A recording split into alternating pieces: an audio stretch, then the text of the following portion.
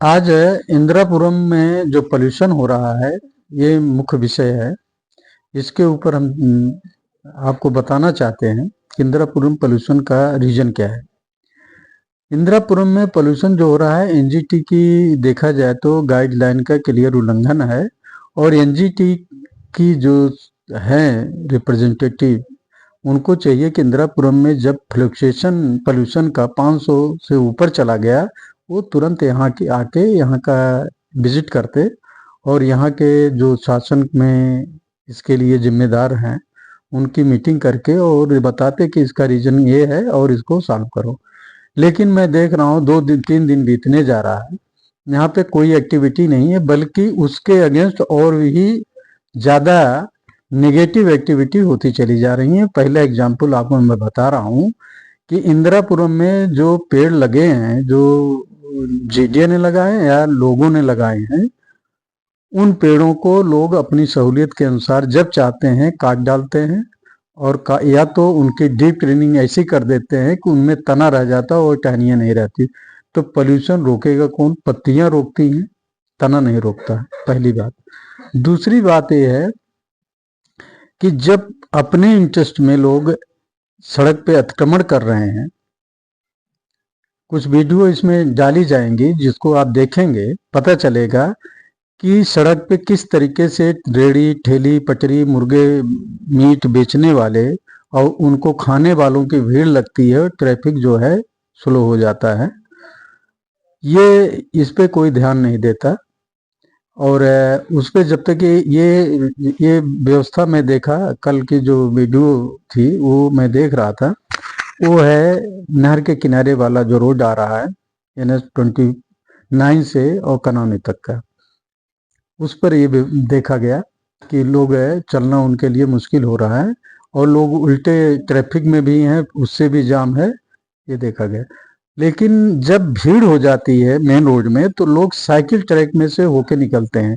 Cycle track की में इतनी मिट्टी, इतनी डस्ट, फाइन पार्टिकल जमा है, अगर एक गाड़ी निकलती है तो वो एयर में उड़ता है, दो उड़ती है, इस तरीके से लाइन लग जाती है कि उसके अंदर से मोटरसाइकिलों का जाना, वो डस्ट एयर में बहुत तेज फैलती है।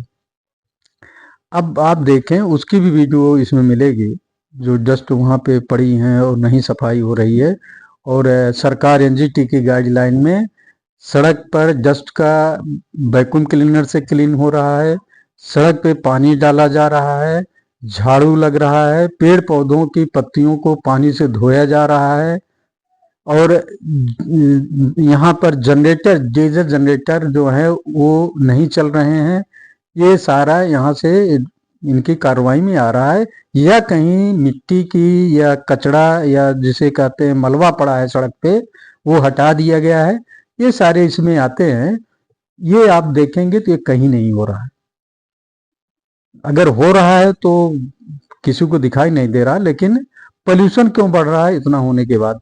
मैं कहूँगा एनजीटी की टीम जब यहाँ पे पोल्यूशन बढ़ा तो आती और अपना काम करती, आइडेंटिफाई करती रीजन और कंसर्न डिपार्टमेंट को बताती और जिस पे एक्शन होता। लेकिन कोई यहाँ ध्यान नहीं देता। यहाँ के लोग अपने आप जो करना चाहें करें या ना करें। मैं देख रहा हूँ कि एक यहाँ स्वर्ण जयंती पार्क है, वहाँ चारों तरफ जो है दुनिया भर की भट्टी और वो खाने पीने के आइटम चलते हैं और वहाँ भी ट्रैफिक जाम होता है। सांस लेना भी दूभर है यहाँ, आप बाहर निकलेंगे खांसी और गला खराब हो रहा है। तो ऐसी व्यवस्था क्यों है? इस क्या मजबूरी है? शासन की मजबूरी है कि एनजीटी की मजबूरी है, या यहाँ के पब्लिक हैं कि ऐसे में रहने की इनकी मजबूरी है, इसी में रहना ये चाहते हैं? ये सोचने की बात है। आप देखेंगे कि जो कमर्शियल स्पेस हैं वो खाली पड़े हैं, जो अनऑथराइज कमर्शियल बनाए जा रहे हैं उनमें बिजनेस हो रहा है और कमर्शियल लोग जो हैं परेशान हैं, वो बिजली की रेट भी ज़्यादा दे रहे हैं और उनके यहाँ दुकानों में कोई कस्टमर नहीं होते, क्योंकि फुटपाथ और रेजिडेंशियल में जो कमर्शियल है उनसे मार्केट अच्छी चल रही। तो जिसकी वजह से सड़कों पे जो सड़क हैं उस पे जब बिजनेस हो जाएगा तो जाम तो होगा, क्योंकि सड़क पर बिजनेस करने होगा तो गाड़ियां खड़ी होंगी, लोग आएंगे, दुकानों में जाएंगे और उनके कन्वेंस जो होंगे वो वहाँ खड़े होंगे और सड़क जो है 2 लेन 3 लेन की जो भी है वो 0 लेन में कन्वर्ट हो जाती और जाम हो जाता है और पोल्यूशन होता है। जब आप देखें कि एक गाड़ी 1 मिनट में 50 किलोमीटर आसानी से निकल सकती, 20 भी निकल सकती है, ऐसी 200-300 गाड़ियां अगर चारों तरफ चौराहे पे खड़े होके आधे आधे घंटे 15-15 मिनट 20-20 मिनट धुआं छोड़ेंगी तो वहां क्या होगा? पोल्यूशन नहीं होगा, वहां ऑक्सीजन निकलेगा उन गाड़ियों से। ये सोचने की बात है। इस पे सरकार को और यातायात विभाग को और पोल्यूशन कंट्रोल विभाग को ये सारे पॉइंट आइडेंटिफाई करके और इस पे कार्रवाई करनी चाहिए। और जब तक नहीं होगा यहाँ के लोगों के स्वास्थ्य के ऊपर यही संकट बना रहेगा, उनके स्वास्थ्य खराब होते रहेंगे। और यहाँ के रेजिडेंट को भी चाहिए, अगर कहीं भी ऐसी व्यवस्था है, ऐसा जिसे देखें कि जिसके रीजन से आप परेशान हैं, उसको खुद भी उसका पुलिस को बुलाएं और बताएं और उसको विरोध करके हटवाएं। यह चाहेंगे कि वो सोते रहें, उनका स्वास्थ्य ठीक रहे, तो ये तो मुश्किल हो जाएगा, क्योंकि सरकार के सिस्टम में स्टाफ भी इतना नहीं है कि वो हर एक जगह खड़ा होके आपके पोल्यूशन को और आपके लिए वो काम करता रहे। तो जनता को जागरूक होना पड़ेगा।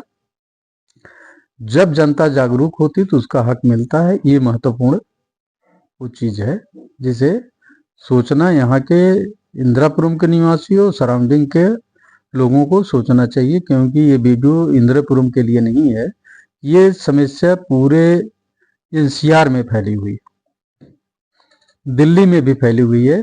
अभी सुप्रीम कोर्ट ने दिया एक डिसीजन अपना, जिसमें डिसीजन क्या डायरेक्शन है कि स्टेट जो है वो भी इस पे एक्शन ले, उनके यहाँ पराली न जले। मैं पूछता हूँ, पराली न जले और दिवाली में पटाखे न जले, आज क्या पटाखों की वजह से पोल्यूशन है? आज क्या पराली की वजह से पोल्यूशन हुआ है?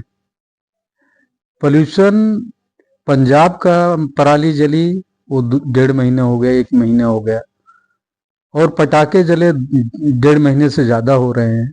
तो पोल्यूशन आज भी इंदिरापुरम में और एनसीआर में घूम रहा है। ये जो है सोचने की बात है कि हम लोग विचार कहाँ करते हैं और एक्शन कहाँ लेते हैं। ये चीज बहुत महत्वपूर्ण है। एक्शन, जब कहीं पे घटना घटे, पोल्यूशन बढ़े, तुरंत वहां पे टीमें जाएं, अपने पोल्यूशन के सोर्स को देखें, उनके ऊपर जुर्माने लगाएं और कंट्रोल कराएं, अथॉरिटियों को सचेत करें कि किन किन प्रिकॉशन से आप इसको कंट्रोल करोगे, वो उस हिसाब से काम करें। और जनता के स्वास्थ्य के लिए तो सरकार जिम्मेदार है और उसे करना चाहिए। धन्यवाद।